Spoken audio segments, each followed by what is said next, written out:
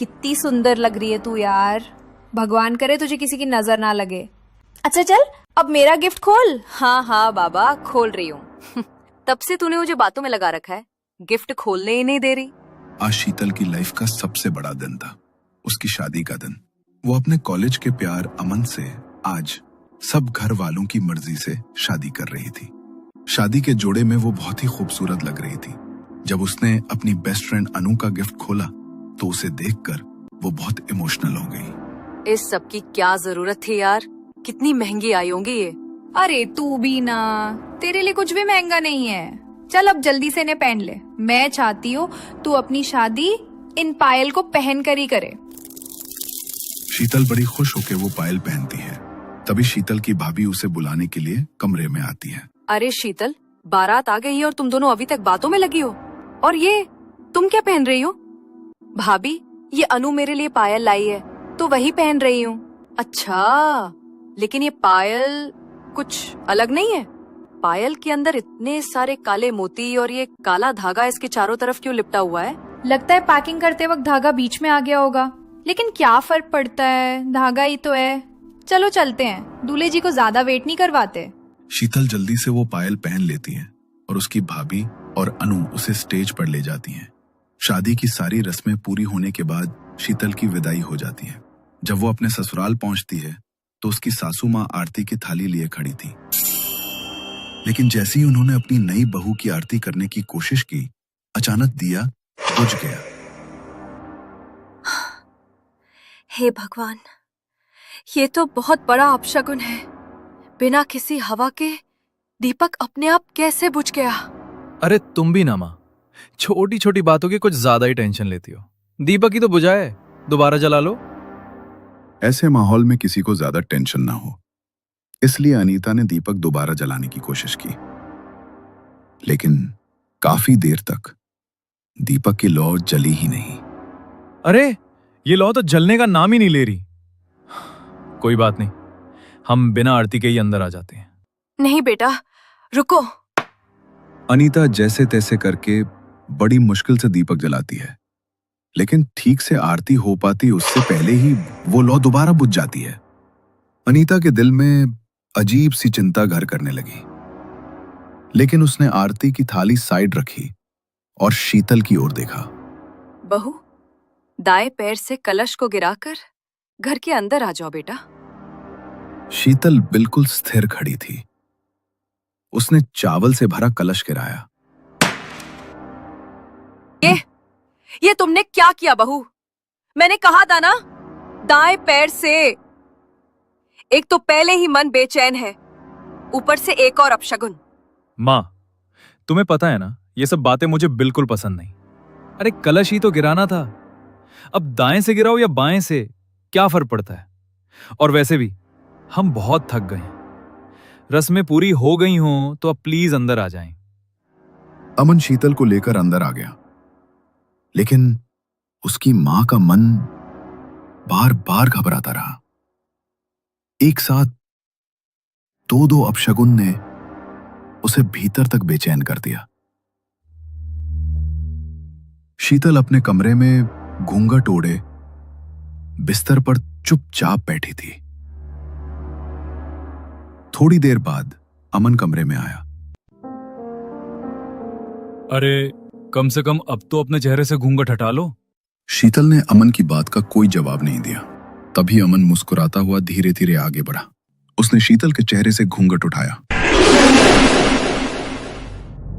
वहां कोई और था, जिसका चेहरा पूरी तरह जला हुआ था और मुंह से लगातार खून रिस रहा था। उसे देखकर अमन की चीख निकल गई और वो नीचे गिर पड़ा। तभी उसके कानों में दरवाजा खुलने की आवाज गूंजी। उसने पीछे मुड़कर देखा तो शीतल हाथ में दूध का गिलास लिए कमरे में आ रही थी। ये देखकर अमन के पैरों तले से जमीन खिसक गई। अरे आप इस तरह नीचे क्यों बैठे हो, क्या हो गया? तुम तो अभी अंदर थी ना, तुम बाहर से कैसे आई? क्या? मैं तो आपके लिए दूध लेने गई थी, मैं तो कमरे में आई ही नहीं। क्या? तो फिर वो कौन थी? अच्छा जी, तो मुझे डराने की कोशिश चल रही है। अच्छी तरह जानती हूँ मैं आपको, लेकिन इस बार मैं आपकी बातों में नहीं आने वाली। अमन को कुछ भी समझ नहीं आ रहा था कि अभी थोड़ी देर पहले उसके साथ क्या हुआ। वो हिम्मत करके उठा। शीतल ने मुस्कुराते हुए उसके हाथ में दूध का गिलास थमा दिया, लेकिन जैसे ही अमन दूध पीने लगा उसकी आंखें चौड़ी हो गईं। दूध के अंदर अनगिनत कीड़े रेंग रहे थे और दूध का रंग खून की तरह लाल हो चुका था। क्या हुआ? आपने दूध का गिलास क्यों फेंक दिया? तुमने देखा नहीं कितने सारे कीड़े रेंग रहे थे इस दूध के अंदर। क्या? कीड़े? कैसी बातें कर रहे हैं आप? ओके, आज का दिन बहुत हेक्टिक था, शायद इसी वजह से थक गए हैं आप। अब शांति से सो जाइए, कल आराम से बात करेंगे। ये बोलकर शीतल ने अमन की तरफ एक अजीब सी स्माइल दी। अमन अब उसकी तरफ देख भी नहीं पा रहा था, इसलिए वो चुपचाप अपनी आंखें बंद करके लेट गया। लेकिन नींद उसे कहीं से नहीं आ रही थी। वो बार बार करवटें बदल रहा था। तभी उसके कानों में एक अजीब सी फुसफुसाहट की आवाज पड़ी। उसने आंखें खोली तो शीतल कमरे में नहीं थी, लेकिन फुसफुसाहट अब भी उसके कानों में गूंज रही थी। तभी उसे लगा कि बाथरूम के नल से पानी बह रहा है। वो धीरे धीरे उठा और बाथरूम की तरफ बढ़ा। दरवाजा आधा बंद था। उसने जैसे ही दरवाजा खोला, नल चालू था और बाथरूम के कोने में शीतल अपनी पीठ करके बैठी हुई थी। ऐसा लग रहा था मानो वो हंस हंस कर किसी से बात कर रही है। ये देखकर अमन बुरी तरह डर गया। शीतल, तुम यहाँ पर क्या कर रही हो और किससे बात कर रही हो तुम? जैसे ही अमन का आवाज शीतल ने सुना, वो अजीब तरीके से रोने लगी।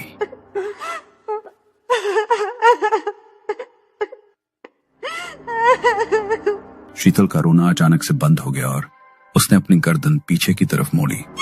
उसका चेहरा अब इंसानी नहीं रहा, वो एक मुर्दा लाश जैसा हो चुका था।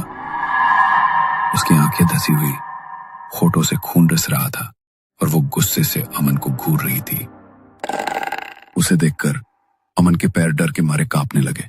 तभी शीतल अचानक बहुत गुस्से से उसकी तरफ बढ़ी और उसने अमन की गर्दन पकड़कर उसे हवा में उठा दिया। शीतल, छोड़ो मुझे। मेरी शीतल नहीं है, अब ये मेरी है। तू भूल कर भी अगर इसके पास आया तो जिंदा नहीं बचे। अब ये हमेशा के लिए सिर्फ मेरी है और इसे मैं अपने साथ लेकर ही जाऊंगा। शीतल के मुंह से ये बात सुनकर अमन की आंखें फटी की फटी रह गईं। अगले ही पल शीतल ने उसे किसी खिलौने की तरह दीवार की तरफ फेंक दिया। अमन के सर से खून बहने लगा और वो वहीं पर बेहोश हो गया। सुबह जब शीतल की आंख खुली तो उसने देखा अमन जमीन पर पड़ा है और उसके चारों तरफ खून फैला हुआ है। वो जोर से चिल्लाई तो घर के सब लोग कमरे के अंदर आ गए। देखो ना माँ, अमन को ये क्या हो गया है? ओ माय गॉड, भैया को तो बहुत ज्यादा चोट लग गई है। जल्दी से इन्हें हॉस्पिटल लेकर चलना होगा। वो लोग अमन को फौरन हॉस्पिटल लेकर गए। डॉक्टर ने उसे तुरंत इमरजेंसी में एडमिट किया। डॉक्टर ने कहा अगर आपको इन्हें यहाँ लाने में थोड़ी भी देर हो जाती तो इन्हें बचाना बहुत मुश्किल हो जाता। और मुझे तो ये समझ नहीं आ रहा कि आपने इन्हें इतनी देर से क्यों लाया। इन्हें तो लगभग 3 घंटे पहले चोट लगी है। क्या 3 घंटे पहले? लेकिन तब तो ये सो रहे थे ना।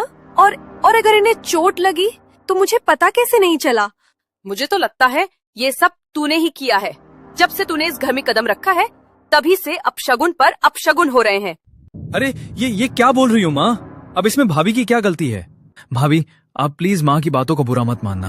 भैया को कुछ हो जाता है तो माँ बहुत परेशान हो जाती हैं। अनीता शीतल की तरफ घूरती रही। 3 दिन बाद अमन को अस्पताल से डिस्चार्ज मिल गया। वो अपने घर आया, लेकिन अब शीतल के पास जाने से भी डर रहा था। ये लीजिए, खाना खा लीजिए। कितने कमजोर लग रहे हो आप।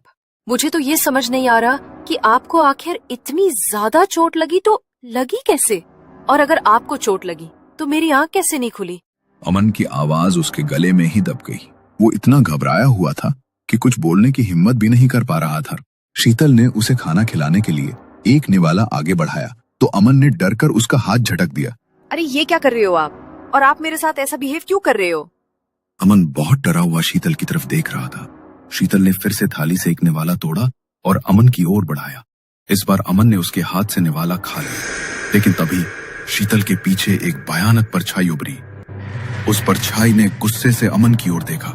अमन घबराकर पीछे हट गया, लेकिन अगले ही पल वो परछाई गायब हो गई और तभी शीतल के चेहरे पर वही भयानक हंसी छा गई। अमन बुरी तरह डर गया। वो घबराकर उठा और सीधा कमरे से बाहर भागने लगा। अमन, क्या हुआ तुझे? तू इस तरह घबराकर कहाँ भाग रहा है? आपको देखकर तो ऐसा लग रहा है जैसे आपने कोई भूत देख लिया हो। एक तो वो डरा हुआ है, ऊपर से ऐसी बातें कर रही हो। सचमुच आजकल की लड़कियों में अक्ल नाम की तो चीज ही नहीं होती। अनीता की इस बात को सुनकर शीतल का चेहरा अजीब सा बन गया। वो गुस्से में अपनी मुट्ठी भींचती है और वापस अपने कमरे में चली जाती। ये बुढ़िया बहुत बीच में आ रही है, लगता है इसे रास्ते से हटाना ही पड़ेगा। रात को सब लोग सो रहे थे। अमन डर के मारे आज अपने भाई राहुल के साथ ही लेटा था। तभी रात के करीब 1 बजे अनीता के कानों में कुछ खटपट की आवाज पड़ी। इतनी रात गए, ये कैसी अजीब सी आवाज आ रही है? अनीता बिस्तर से उठी और बाहर की तरफ बढ़ी। आवाज किचन से आ रही थी। जब वो किचन पहुंची तो देखा कि खिड़की खुली हुई थी और शीतल खिड़की से बाहर देख रही थी। वो हंसते हुए किसी से बातें कर रही थी। इतनी रात को ये खिड़की खोलकर किससे बात कर रही है? अनीता की आवाज कानों में पड़ते ही शीतल अचानक शांत हो गई। उसने धीरे धीरे पीछे मुड़कर देखा। उसका चेहरा अब किसी मुर्दा इंसान जैसा लग रहा था, बिल्कुल सफेद और आंखें काली धसी हुई थी। अनीता ने यह रूप देखते ही जोर से चीख मार दी। ये तुझे क्या हो रहा है बहू? अनीता समझ चुकी थी कि उसकी बहू किसी ऊपरी साए की चपेट में है। उसने अपने हाथ में पहना रुद्राक्ष का ब्रेसलेट निकाला और हिम्मत करके शीतल की ओर बढ़ी। वो ऊंचे स्वर में मंत्र का जाप करने लगी। तभी शीतल ने गुस्से से उसकी तरफ देखा।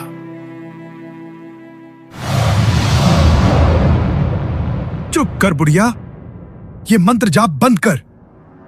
अगर तू चुप नहीं हुई तो हमेशा के लिए शांत कर दूंगा तुझे। ये सिर्फ मेरी है और इसे मुझसे कोई दूर नहीं कर सकता। डर के मारे अनीता का शरीर बुरी तरह कांप रहा था, लेकिन फिर भी उसने मंत्र का जाप बंद नहीं किया। उसने रुद्राक्ष का ब्रेसलेट जबरदस्ती शीतल को पहनाने की कोशिश की। तभी अचानक खिड़की के बाहर से एक काली बिल्ली अंदर कूदी और उसने अनीता के हाथ पर झपट्टा मारा। अनीता के हाथ से रुद्राक्ष का ब्रेसलेट दूर जा गिरा और उसका ध्यान भी भंग हो गया। जैसे ही उसने एक पल के लिए मंत्र जाप रोका, शीतल उसके ऊपर हावी हो गई। लेकिन तभी अनीता ने फिर से हिम्मत जुटाई और जोर से मंत्र जाप करना शुरू कर दिया। शीतल दर्द और गुस्से से जोर जोर से चिल्लाने लगी। उसकी चीखों से राहुल और अमन की नींद टूट गई। दोनों भागते हुए रसोई में पहुंचे और जो नजारा उन्होंने देखा उससे उनका कलेजा मुंह को आ गया। अमन समझ गया था कि यह सब क्या हो रहा है। उसने देखा उसकी मां का रुद्राक्ष का ब्रेसलेट जमीन पर गिरा हुआ है। उसने तुरंत उसे उठाकर अपनी मां के हाथ में पहना दिया, लेकिन जैसे ही ब्रेसलेट अनीता के हाथ में गया, शीतल ने उसे जोर से झटक कर दूर फेंक दिया।